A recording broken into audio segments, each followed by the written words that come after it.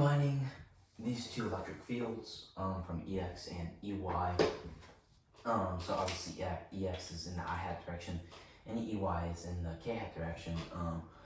You can also say X hat or Y hat, but I'm coming off of vector calculus, which they use Cartesian I hat, K hat, J hat. So the total electric field is going to be equal to 1 over 4 pi epsilon naught.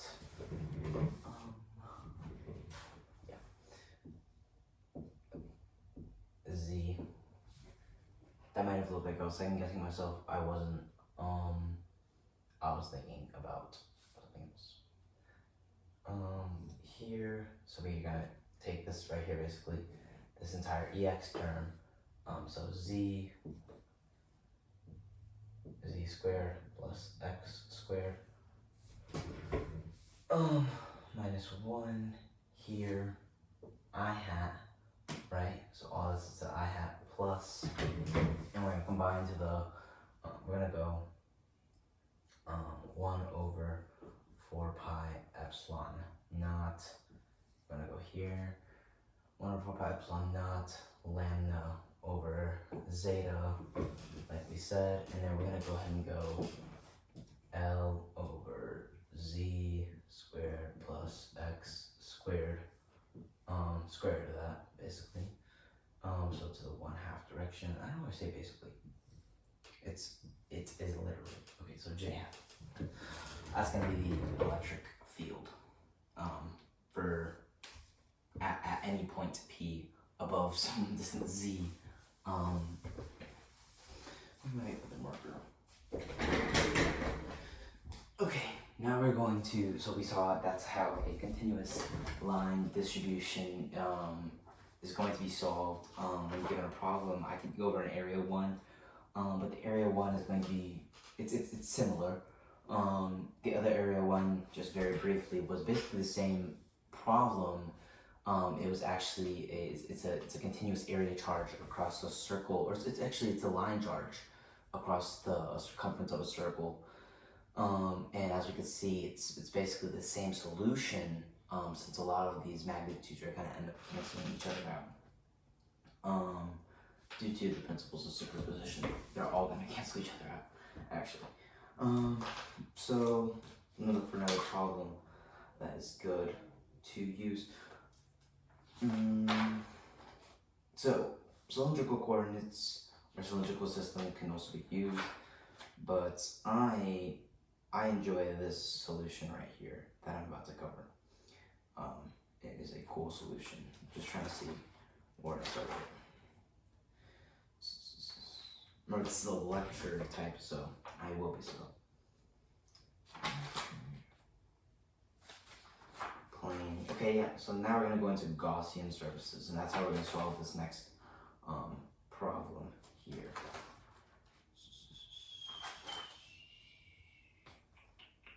Okay.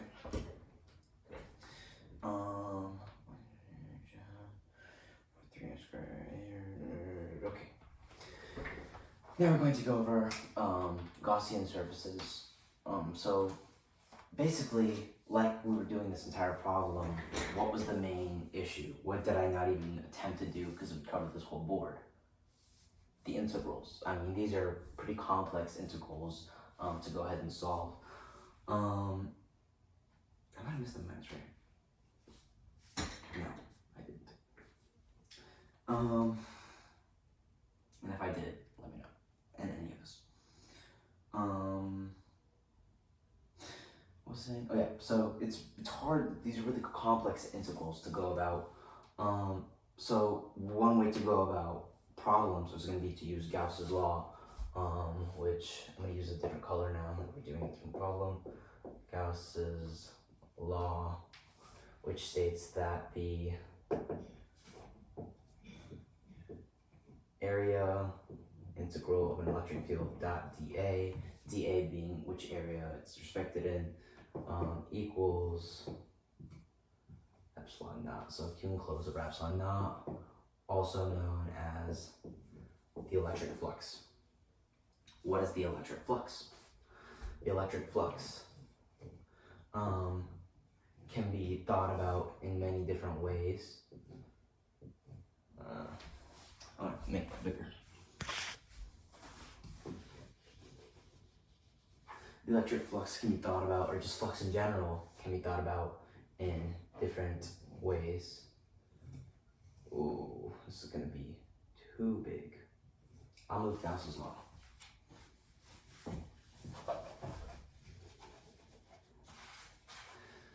Okay, we're gonna put this here. So what do we say? Closed area integral of E dot dA equals Q enclosed over epsilon naught equals the electric flux. Why am I markers? Okay. I am not the best artist. Let me get a new marker. Yeah.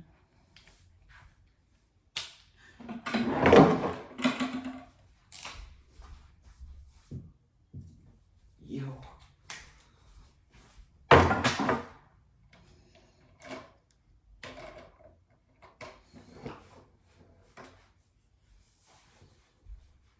Okay. This is just gonna be an episode of me testing out my markers. Okay, these markers don't even erase. Well, anyways, oh yeah, they suck. Okay, so the electric field is like we said, or we didn't say yet, but what it's gonna be is basically when you're given a vector function, right? The flux is going to be found by using this, like I said. But what is the flux? The flux is gonna be how much of that function is going out on each face of some Gaussian surface. Now it has to be a Gaussian surface, or else it wouldn't work. Because Gaussian surfaces Gauss's law relies on symmetry. The three Gaussian surfaces are going to be planar, spherical,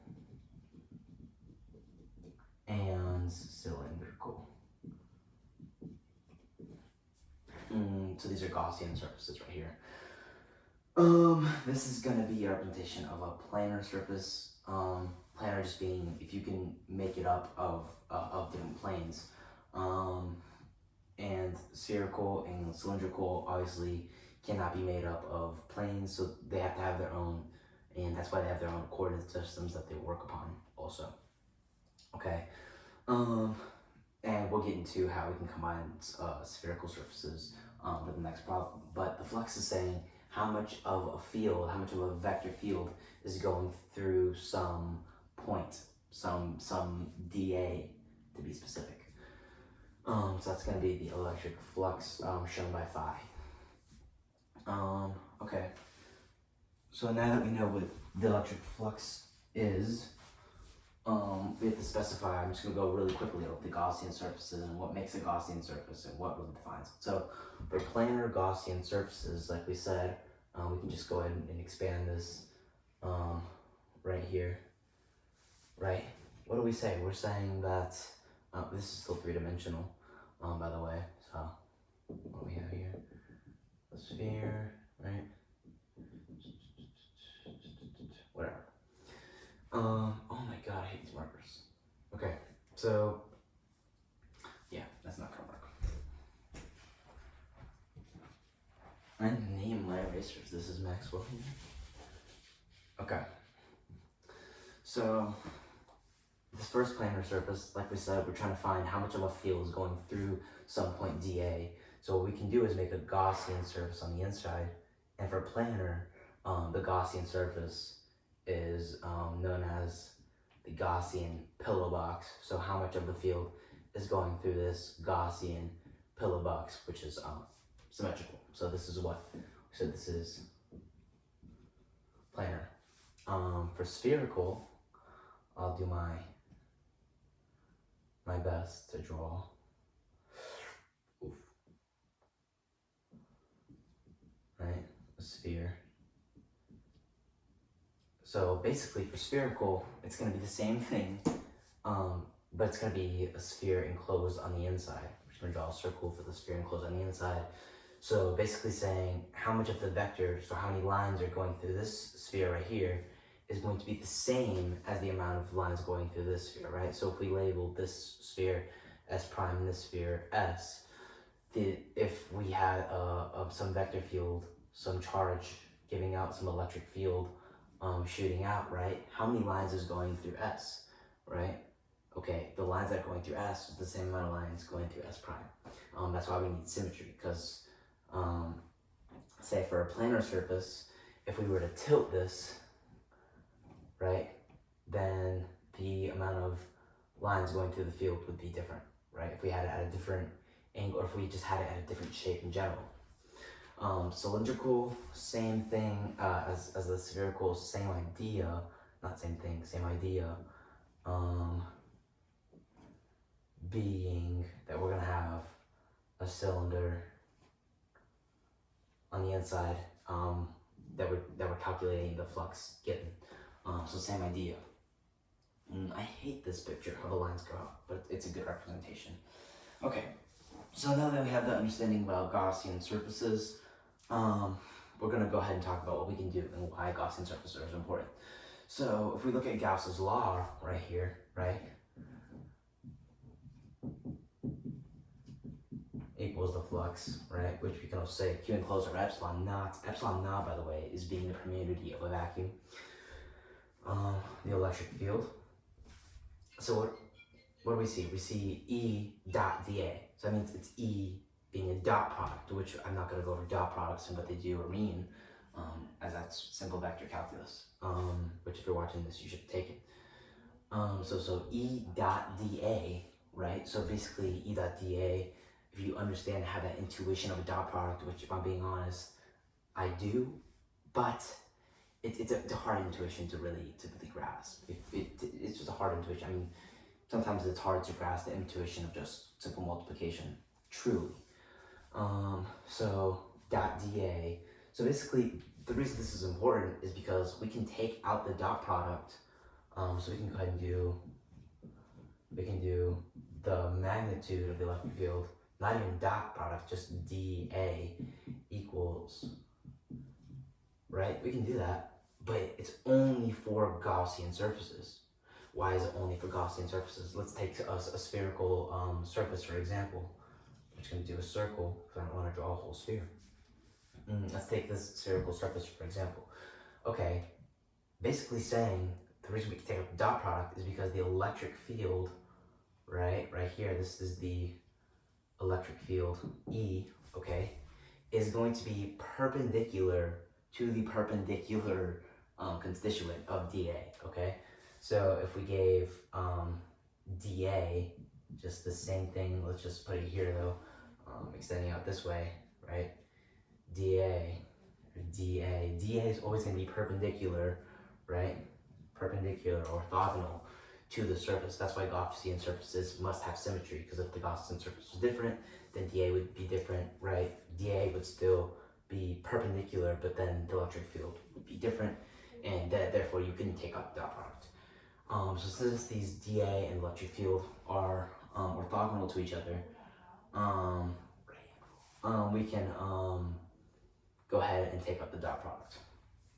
The reason this is important is when we're working for sphericals, let's just go ahead and get to the next problem, and we'll explain as we go. A uniformly charged sphere. So this one's going to be a volume uniformly charged sphere, I believe. Let me make sure. I don't know if it's going to be if it's an area 1 or it's a volume 1. Let's just say volume for the sake of doing it, and if it's not, then we're just doing a volume anyways. So let's just draw the sphere out. We're going to draw this one relatively big, so we can actually fit the Gaussian surface inside, right? Okay, and then we're going to have, okay, I can't draw the Gaussian, okay. We're going to go ahead and draw the first sphere first, or else, okay, yeah, let's just draw this real quick. Okay, I'm going to draw the Gaussian surface on the inside. Okay, let's draw this a different color. Okay, hurry up. Oh my god.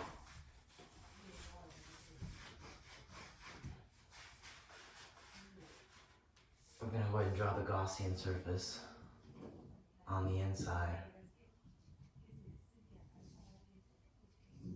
being the same sphere. I wish I was more artistic, but I'm not. My notes are, but I am not. Okay. And by the way, this is stretched out. Like, I have my iPhone on the planner mode, so I probably look really short, and my board probably looks really small. It's a huge board. Anyways, I really wish this was symmetrical. Okay, I'm gonna have to ignore it. Okay. So it's gonna be a uniformly charged sphere, represented by rho. If you look all the way over there, uniformly charged volume is gonna be represented by rho. This Gaussian surface in the middle is going to have a radius of r, and then the surface that we're actually relative to is going to have a radius of big R. So little r, big R. That's how we're going to represent it. So like we said, we can rewrite Gauss's law. Just to state our facts here. E dot dA, right, dot, which equals Q enclosed over epsilon naught. I haven't even showed what Q enclosed is. We're not even talked about particles, which I guess particles is a different one. So we'll just say Q. Q closed, and then we can go ahead and rewrite that as what? What do we say from here? We said we can just go magnitude of E dA, no dot, is also equal to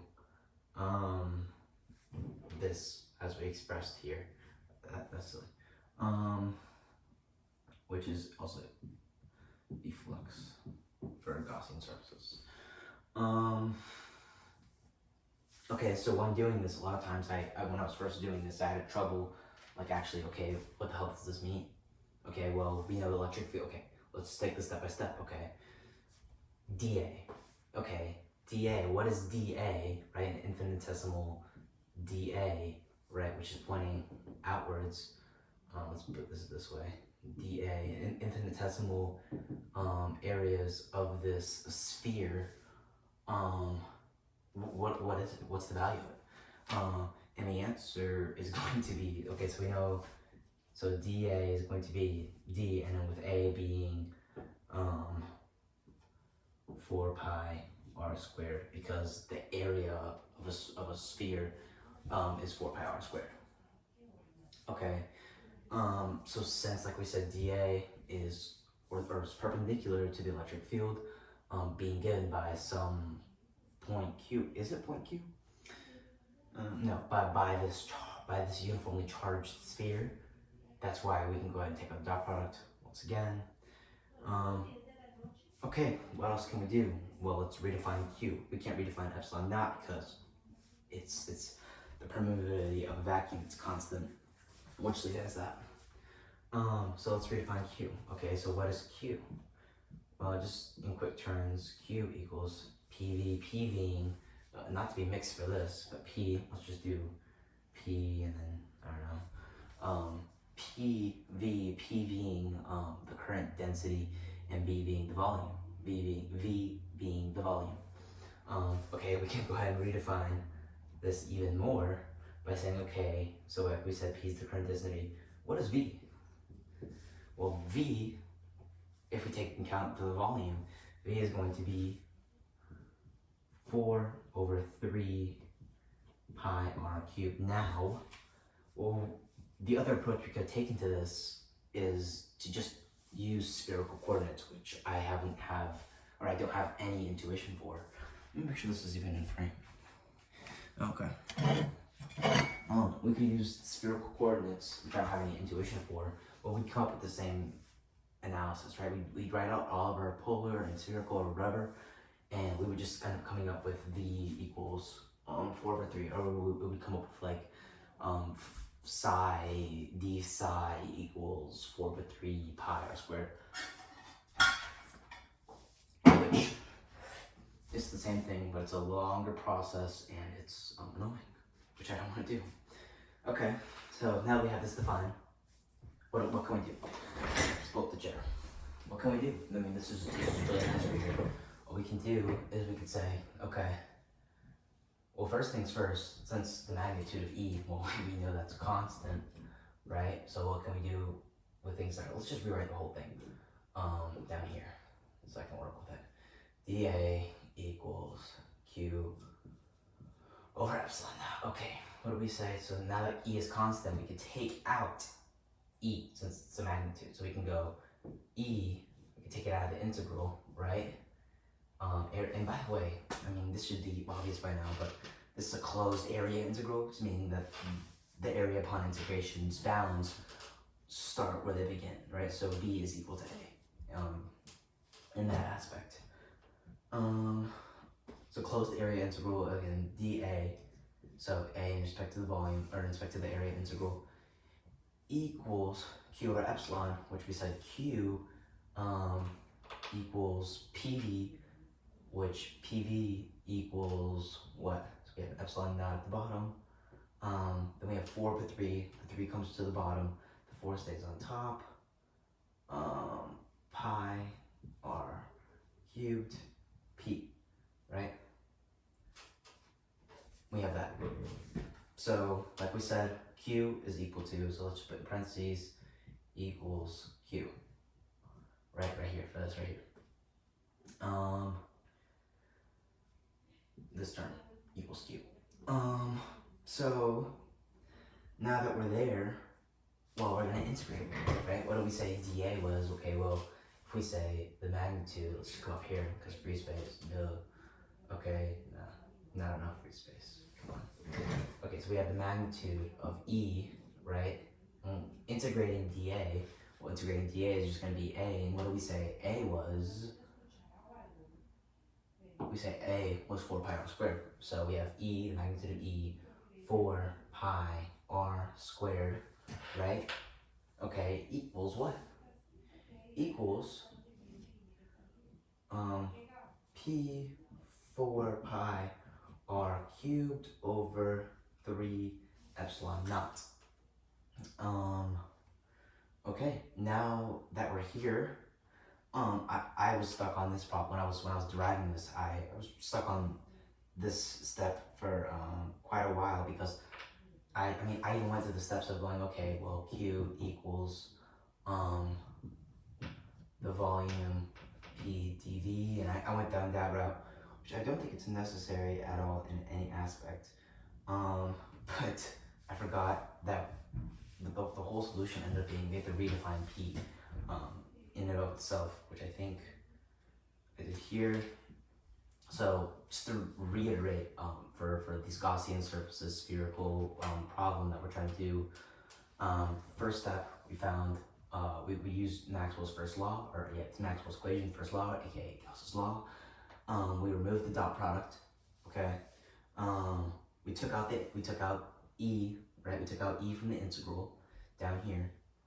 Okay, then we integrated dA.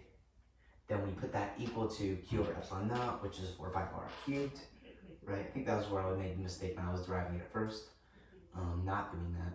And then we derived Q, like I said, we integrated Q. Okay, have we done that yet? And then we solved for the field. Because now what do we see? We see the electric field here. We see here, okay, this is easy. Divided by 4 pi r squared, divided by 4 pi r squared. Therefore, E equals,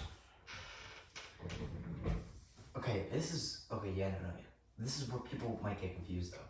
Because when you divide by r squared, there's going to be r, big R and R, which all end up working out if you end up doing the solution like properly every step, which is going to be longer. But it should be relatively easy to find the intuition and understand that for, which E will be equal to Q R over big R cubed, which if you just divide by 4 pi r squared, here it all works out if you do it carefully and understand it.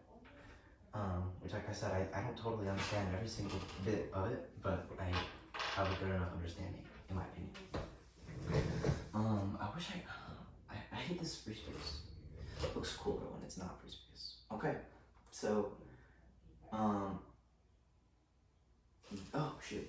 But this is going to be equal to, no, this is the step that we need to equal that to this here to get, to be able to put it in notation of big R, little r. So this is equal to this right here. So the electric field should actually be equal to, see what I'm saying? I don't know if I completely understand. I don't completely understand this, but Feynman's take-track method. See, I just figured something out. 4 pi big R cubed epsilon naught.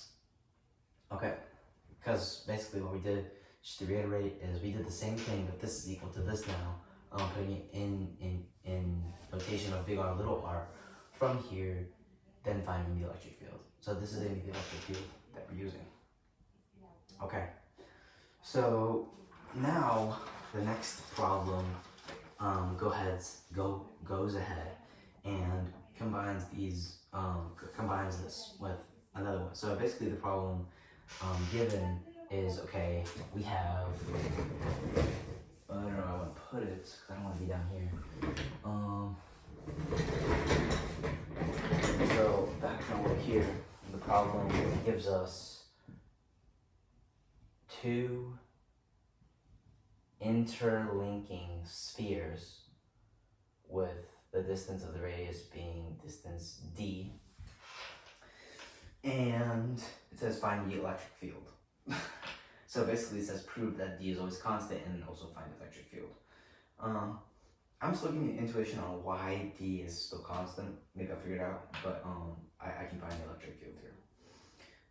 So what do we say? It's the same. So it's the same from here, which we have rho, so volume charges continually discharged. Just imagine this 380. So another way to write the electric field from over there is going to be E equals little r P over 3 epsilon naught. R1. Yep, okay. So this is another way to write the electric field if you basically swap it out in terms for, so basically if you take Q and redefine it as in terms of P, this is what you're gonna go ahead and get as the 4 pi R Q, or the 4 pi big R ends up canceling out. If you redefine all these variables. Okay, so we have E1 as that. So E1 is going to be the electric field. So let's say this one's positively charged and this one's negatively charged. So E1 is going to be the positively charged one. So E1 here and E2 here. So E2, since it's negatively charged, so E2 is going to be what? Same thing, right? But negative.